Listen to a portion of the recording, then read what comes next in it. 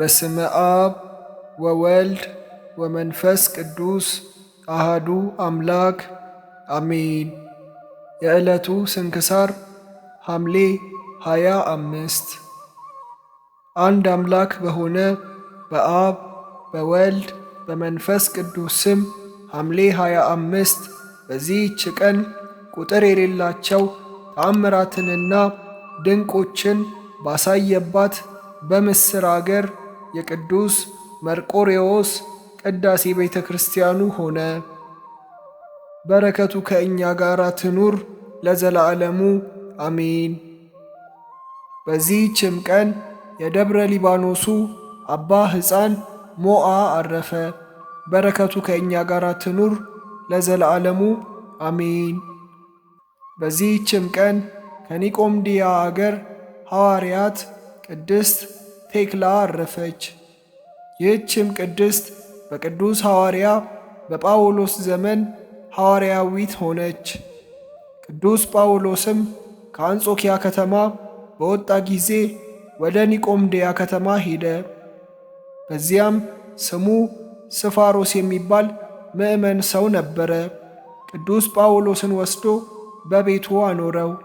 ብዙ አሕዛብም የሐዋርያው የጳውሎስን ትምህርት ይሰሙ ዘንድ በእርሱ ዘንድ ይሰበሰቡ ነበር። ይህች ቅድስት ቴክላም በቤቷ መስኮት ተመለከተች፣ የሐዋርያውንም ትምህርት ሰማች። እንዲሁም ትምህርቱን እያደመጠች ሳትበላና ሳትጠጣ 3 ቀኖች ቆየች። ትምህርቱም በልቧ አደረ። አባቷና እናቷ ቤተሰቦቿም ሁሉ አዘኑ።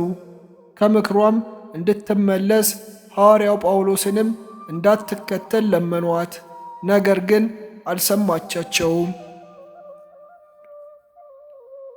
አባቷም ዲማኖስና ርምጋኖስ ወደሚባሉ ዳኞች ሄዶ ከሰሳት። ከልጁም የሆነውን ሁሉ አስረዳቸው። እነርሱም አስገደዷት። እነርሱንም አልሰማችም። ሁለተኛም አባቷ ወደ ንጉሡ ሄዶ ሐዋርያው ጳውሎስን ከሰሰው። ንጉሡም ወደ እርሱ አስቀርቦ ስለ ሥራው ጠየቀው። ነገር ግን የሚቀጣበት ምክንያትን በላዩ አላገኘም ነበር። ሐዋርያው ጳውሎስንም እንዲያስሩት አዘዘ። ይህች ቅድስት ቴክላም ልብሶቿንና ጌጦቿን ከላይዋ አስወገደች። ወደ ቅዱስ ጳውሎስም ሄዳ ከእግሩ በታች ሰገደች። በእርሱም ዘንድ እየተማረች ተቀመጠች።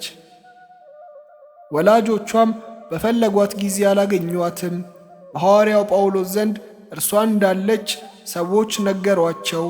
በመኮንኑም ዘንድ ከሰሷት። እርሱም በእሳት እንዲያቃጥሏት አዘዘ። እናቷም ስለ እርሷ ሴቶች ሁሉ እንዲገሰጹና እንዲፈሩ አቃጥሏት እያለች ጮኸች። ብዙዎች የከበሩ ሴቶች በሐዋርያው ጳውሎስ ትምህርት አምነው ነበርና። እርሷ ግን በሚያቃጥሏት ጊዜ ልቧን አጽንታ ቅዱስ ጳውሎስን ተመለከተችው። ዳግመኛም ሲጸልይ ቅዱስ ጳውሎስን አወጡት። በላይዋም በመስቀል ምልክት አማተበ። ራሷንም ወደ እሳቱ ምድጃ ወረወረች።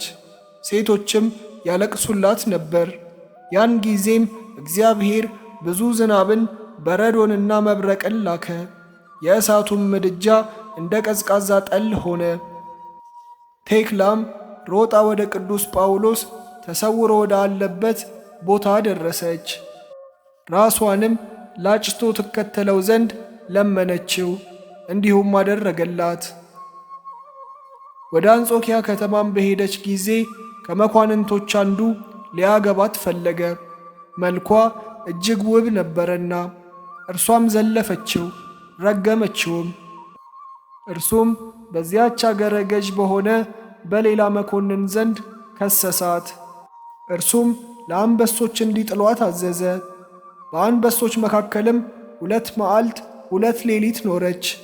እነዚያም አንበሶች እግሯን ይልሱ ነበር እንጂ ምንም አልከፉባትም። ከዚህም በኋላ በ2 በሬዎች መካከል አስረው በከተማው ውስጥ ሁሉ አስጎተቷት። ነገር ግን ምንም ክፉ ነገር በላይዋ አልደረሰም። ከዚያም በኋላ ለቀቋት። ወደ ቅዱስ ጳውሎስም ሄደች። እርሱም አረጋጋት፣ አጽናናትም። ክብር ይግባውና በጌታችን በኢየሱስ ክርስቶስ ስም እንድትሰብክ አዘዛት። ከዚህም በኋላ ቆሎንያ ወደሚባል አገር ሄዳ ሰበከች። ከዚያም ወደ አገሯ ሄዳ ክብር ይግባውና በጌታችን በኢየሱስ ክርስቶስ ስም አስተማረች። አባትና እናቷንም ክብር ይግባውና ጌታችን ኢየሱስ ክርስቶስን ወደ ማመን መለሰቻቸው። ተጋድሎዋንም ፈጽማ በሰላም አረፈች። የሐዋርያነት አክሊልንም ተቀበለች። ሥጋዋም በግብፅ ደቡብ ሰንጋር በሚባል አገር እስከ ዛሬ አለ። ከሥጋዋም ብዙ ድንቅና ተአምር ተገለጠ። ለእግዚአብሔር ምስጋና ይሁን። እኛንም በቅድስት ቴክላ ጸሎት ይማረን፣ በረከቷም ከእኛ ጋር ይኑር ለዘለዓለሙ አሜን። በዚህችም ቀን ባና ከሚባል አገር ቅዱስ እንዲኒና በሰማዕትነት አረፈ። ይህም ቅዱስ ጎልማሳ ነበር። ወላጆቹም ከአገር ሽማግሌዎች የሆኑ ምዕመናን ነበሩ። ለድሆችም የሚመጸውቱ ነበሩ። ከዚህም በኋላ ይህ ቅዱስ ወደ እንዲናው ከተማ ሄደ። በመኮንኑም ፊት በመቆም ክብር ይግባውና በጌታችን በኢየሱስ ክርስቶስ ታመነ። መኮንኑም በፍላጻ ይነድፉት ዘንድ አዘዘ። እንዲሁም አደረጉበት። ነገር ግን ከፍላጻዎች ምንም ጉዳት አልደረሰበትም። ከዚህም በኋላ አስሮ ወደ እስክንድሪያ ከተማ ላከው። ከእርሱም ጋር ቅዱስ ቢማኮስና ሌሎች 2 ሰማዕታት ነበሩ። የእስክንድሪያውም ገዥ አሰራቸው። ቅዱስ እንዲኒናን ግን በአፍንጫው ብዙ ደም እስኪፈስ ድረስ ዘቅዝቆ ሰቀለው። በየአይነቱ በሆነ ስቃይም ብዙ አሰቃየው። ከማሰቃየቱም በሰለቸ ጊዜ ፈርማ ወደሚባል አገር ላከው።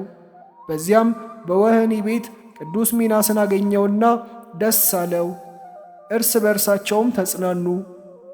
ከዚህም በኋላ መኮንኑ በየአይነቱ በሆነ ስቃይ አሰቃየው።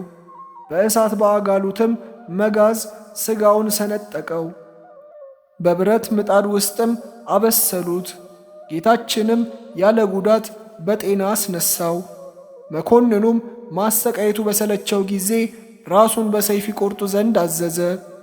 የሰማዕትነትንም አክሊል በመንግሥተ ሰማያት ተቀበለ። ከሥጋውም ታላላቅ ተአምራት ተደረጉ። ለበሽተኞችም ፈውስ ተደረገ። ለእግዚአብሔር ምስጋና ይሁን። እኛንም በጸሎቱ ይማረን፣ በረከቱም ከእኛ ጋር ትኑር ለዘለዓለሙ አሜን። በዚህችም ቀን ደግሞ አባ ይስሐቅ በሰማዕትነት ሞተ። ይህም ቅዱስ ሳምሳ ከሚባል አገር ነበር። እርሱም የአትክልት ቦታዎች ጠባቂ ነበረ።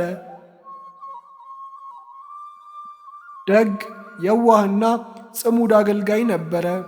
ሥጋ አይበላም ነበር፣ ወይንም አይጠጣም ነበር። በየ2 ቀንም ይጾም ነበር። ቅጠልም ይበላ ነበር። ድሆችንና ችግረኞችንም ይጎበኛቸው ነበር። ከደመወዙም የሚተርፈውን ይሰጣቸዋል። ክብር ይግባውና ጌታችንም በራእይ ተገለጠለትና ወደ መኮንኑ ሄዶ በቅዱስ ስሙ እንዲታመን አዘዘው። ከዚህም በኋላ ብዙ ቃል ኪዳን ሰጠው። ያዘጋጀለትንም የደስታ አክሊሎችን ተስፋ አስደረገው። በነቃ ጊዜም እጅግ ደስ አለው። ተነስቶም ከእርሱ ያለውን ገንዘብ ለድሆች ሰጠ። ከዚያም በኋላ ይረዳው ዘንድ ወደ እግዚአብሔር ጸለየ። ወደ መኮንኑም ደርሶ ክብር ይግባውና በጌታችን በኢየሱስ ክርስቶስ ታመነ። መኮንኑም ጽኑ ስቃይን አሰቃየው፣ በእሳትም አቃጠለው። ሕዋሳቱንም ቆራርጦ ሰቀለው፣ በመንኰራኩርም አበራየው። ጌታችንም ያጸናውና ይፈውሰው ነበር፣ ያለ ጉዳትም በጤና ያነሳው ነበር። ከማሰቃየቱም የተነሳ በሰለቸ ጊዜ ራሱን በሰይፍ ይቆርጡ ዘንድ አዘዘ። የሰማዕትነትንም አክሊል በመንግሥተ ሰማያት ተቀበለ። ከዚህም በኋላ ምዕመናን ሰዎች ከሀገሩ ሳምሳ መጥተው ሥጋውን ወሰዱ። በአማሩ ልብሶችም ገንዘው የመከራው ዘመን እስኪፈጸም ድረስ በመልካም ቦታ ኖሩት። ከዚያም በኋላ ውብ የሆነች ቤተ ክርስቲያን ሰሩለት፣ ሥጋውንም በውስጧ አኖሩ። ከእርሱም ድንቆችና ተአምራቶች ተገለጡ። ለእግዚአብሔር ምስጋና ይሁን፣ እኛንም በጸሎቱ ይማረን፣ በረከቱም ከእኛ ጋር ትኑር ለዘለዓለሙ አሜን። ዳግመኛም በዚህች ቀን በድሜራ አቅራቢያ ድምድል ከሚባል አገር ቅድስት ኢላርያ በሰማዕትነት ሞተች። የዚህችም ቅድስት ወላጆቿ ደጎች ምዕመናን ነበሩ። እርሷም በሥጋዋና በነፍሷ የነጻች ነበረች። ሁል ጊዜም ትጾምና ትጸልይ ነበረች።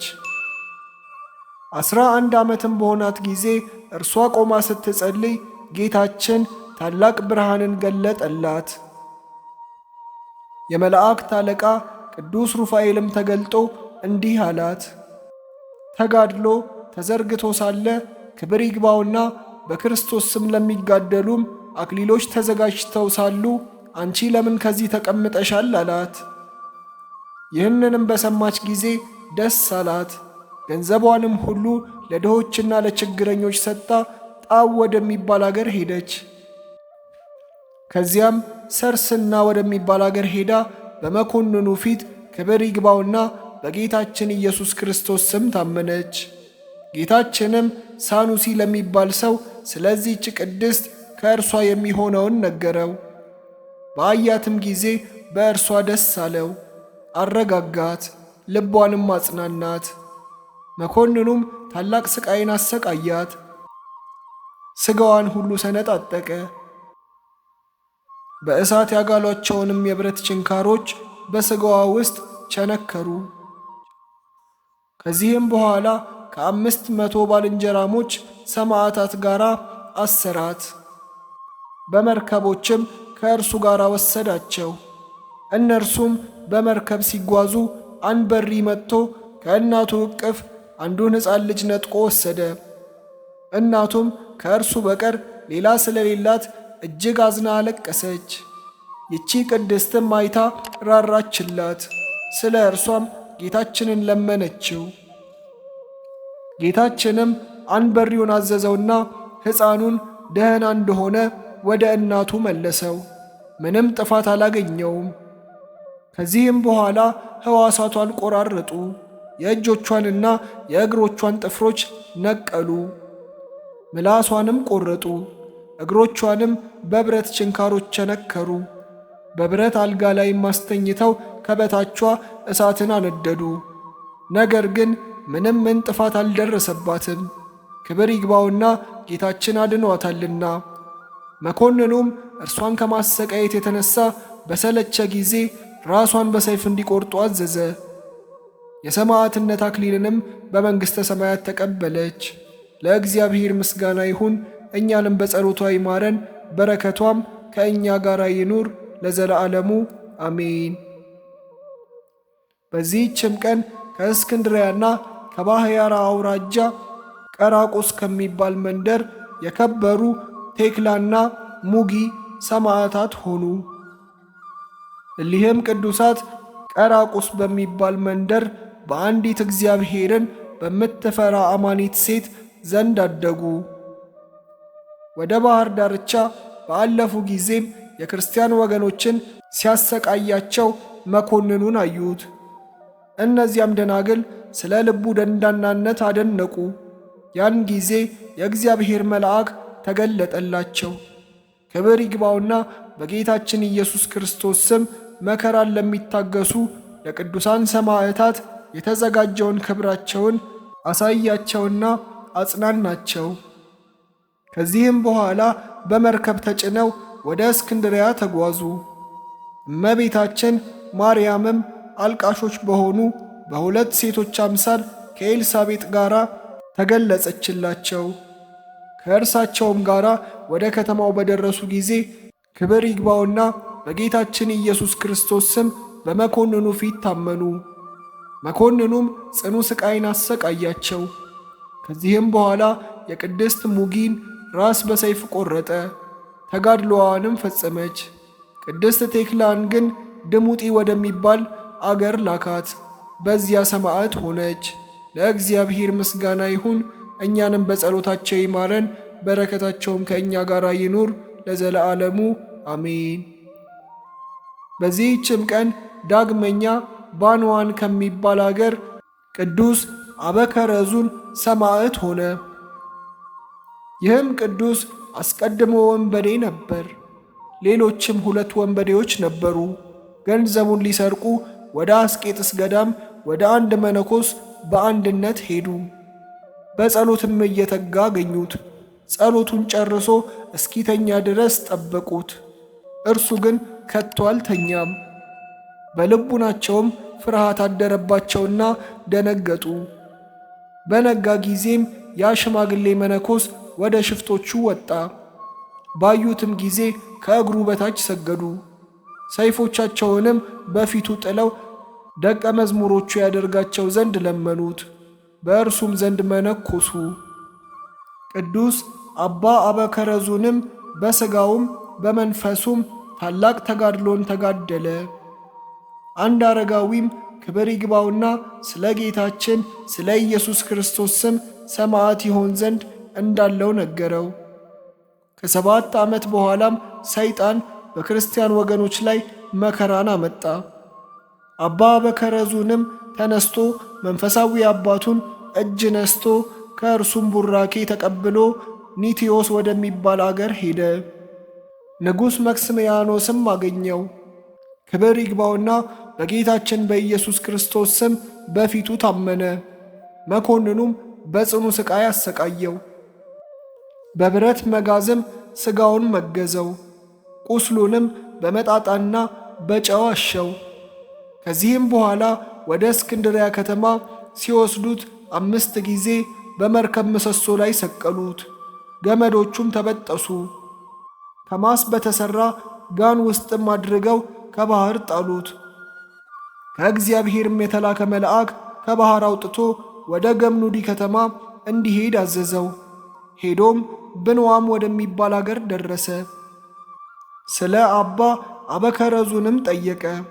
እነርሱ አላወቁትም ነበርና ከብዙ ጊዜያት ጀምሮ ከዚህ ሄዷል፣ ወዴት እንዳለም አናውቅም፣ ወሬውንም አልሰማንም አሉት።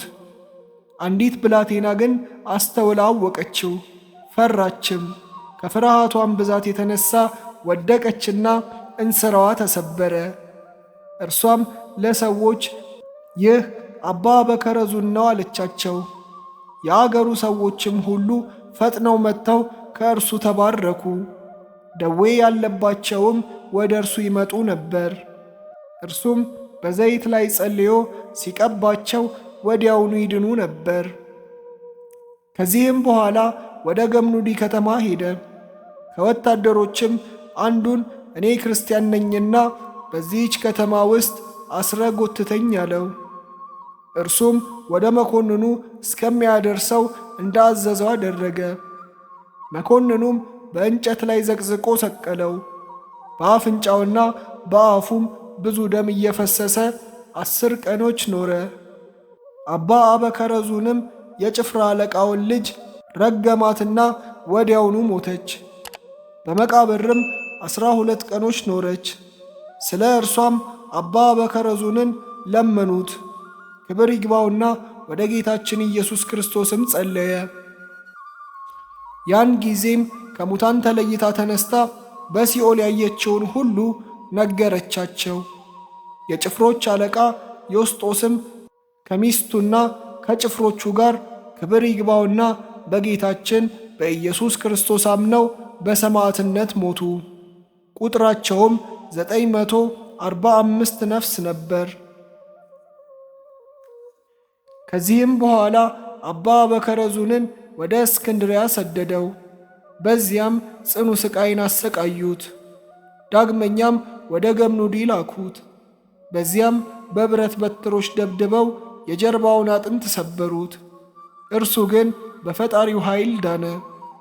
መኮንኑም ማሰቃየቱን በደከመ ጊዜ ዳግመኛ ወደ እስክንድርያ ከተማ ላከው።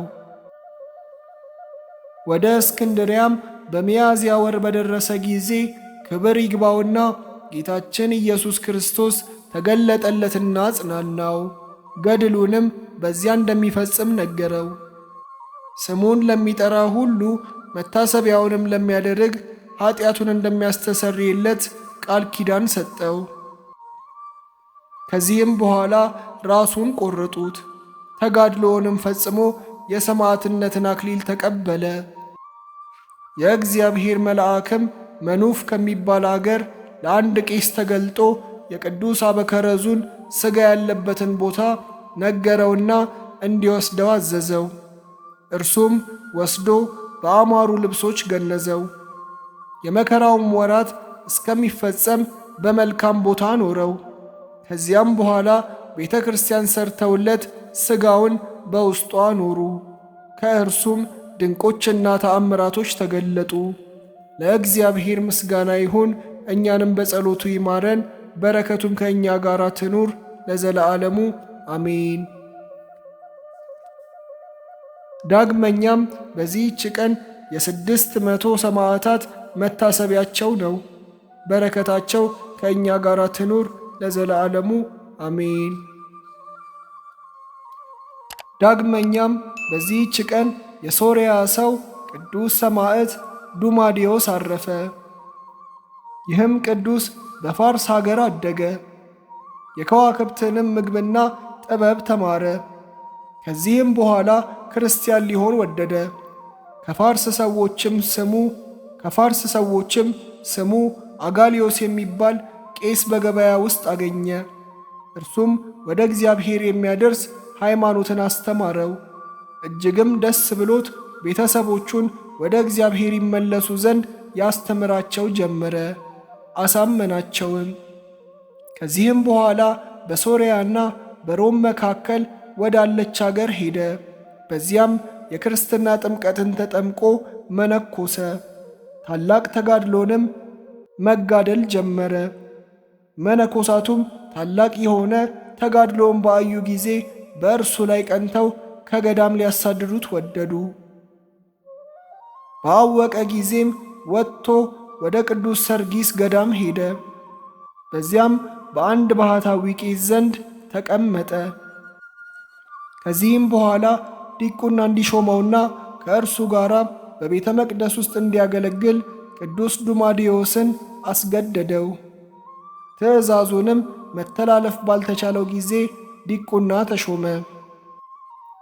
አረጋዊው ቄስም በመሠዊያው ላይ በሚሰየም ጊዜ በቅዳሴው እኩሌታ በመሥዋዕቱ ላይ ርግብ ስትወርድ ቅዱስ ዱማዲዮስ ያያት ነበር። እርሱም ሥጋዊት ርግብ እንደሆነች ያስብ ነበር። ጽዋውንም እንዳትደፋው ያባረራት ዘንድ በእጁ ያመለክት ነበር። ሽማግሌው ግን አያያትም ነበር።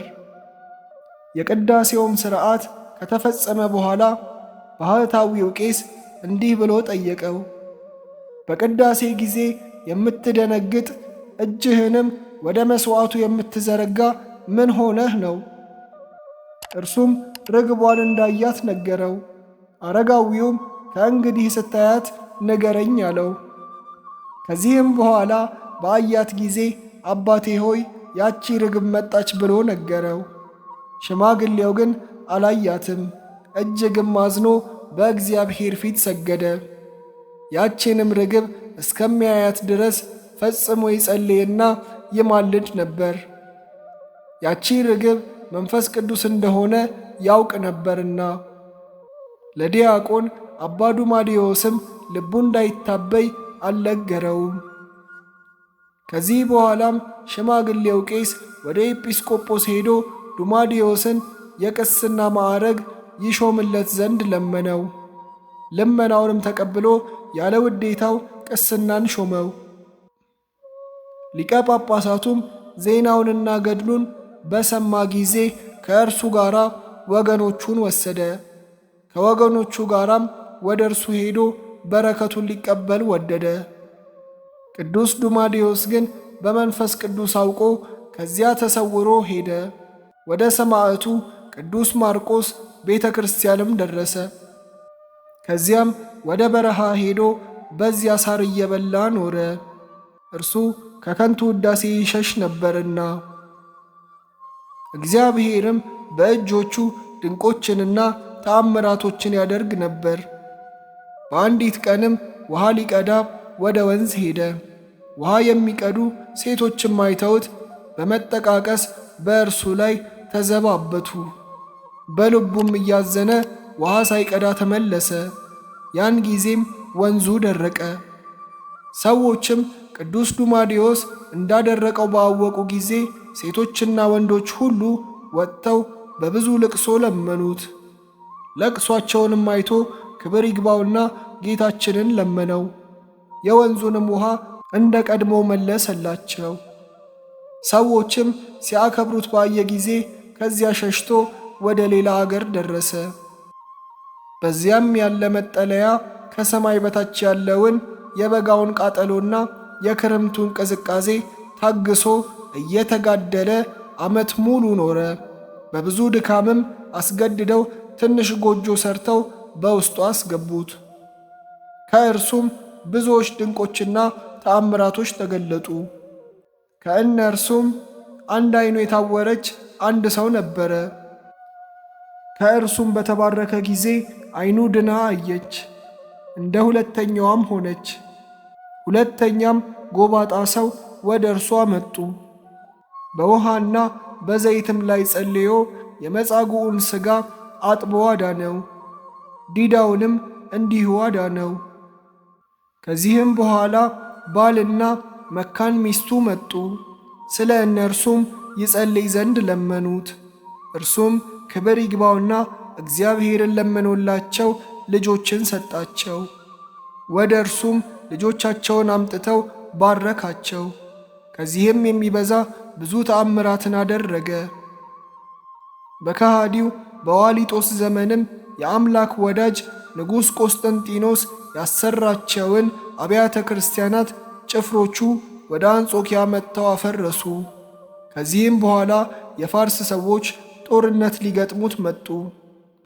ሲጓዙም ወደ ቅዱስ ድማዲዮስ ማደሪያ ደረሱ። ስለ እርሱም ለመኮንኑ ነገሩት። እርሱም የወግሩት ዘንድ አዘዘ። ከረድኡም ጋር በደንጊያ ወገሩት። የጣሉባቸው ድንጋይም በበዓታቸው ላይ ታላቅ ኮረብታ ሆነ። እርሱና ረድኡም እንዲህ በሆነ ድርጊት አረፉ።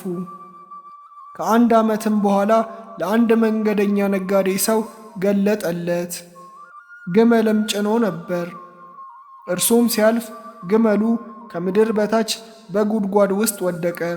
ሰዎችም ግመሉን ሊያወጡት በመጡ ጊዜ የቅዱስ ዱማዲዮስ በዓት ተገለጠ። ቆፍረውም የቅዱስ ዱማዲዮስንና የረድኡን ሥጋ በክብር አወጡ። ይኸውም ባረፈባት በሐምሌ 25 ቀን ነበር። ቤተ ክርስቲያንም ሰርተው የእርሱን ሥጋና የረድኡ ሥጋ በውስጧ አኖሩ። ጌታችንም ከእርሱ ብዙዎች ተአምራትን ገለጠ። ለእግዚአብሔር ምስጋና ይሁን። እኛንም በቅዱሳን ጸሎት ይማረን፣ በረከታቸውም ከእኛ ጋር ትኑር ለዘለዓለሙ አሜን። በዚህችም ቀን አትሪብ በሚባል አገር የ25,000 ሰማዕታት መታሰቢያቸው የሄኖክም ዕርገት ነው። በረከታቸው ከእኛ ጋር ትኑር ለዘለዓለሙ አሜን። ውድ ቤተሰቦቻችን እስካሁን አብራችሁን ስለነበራችሁ ከልብ እናመሰግናለን። ቤተሰብ ያልሆናችሁ ቻናሉን ሰብስክራይብ በማድረግ ቤተሰብ እንድትሆኑ ስንል በእግዚአብሔር ስም እንጠይቃለን። ቪዲዮውን ላይክ በማድረግ አሜን ብላችሁ ኮሜንት በማድረግና ሼር በማድረግ ድጋፋችሁን አሳዩን። በቪዲዮው ላይ ያለ ሐሳብ አስተያየታችሁን በኮሜንት ላይ አሳውቁን። ወስብሐት ለእግዚአብሔር ወለወላዲቱ ድንግል ወለመስቀሉ ክቡር። ይቆየን።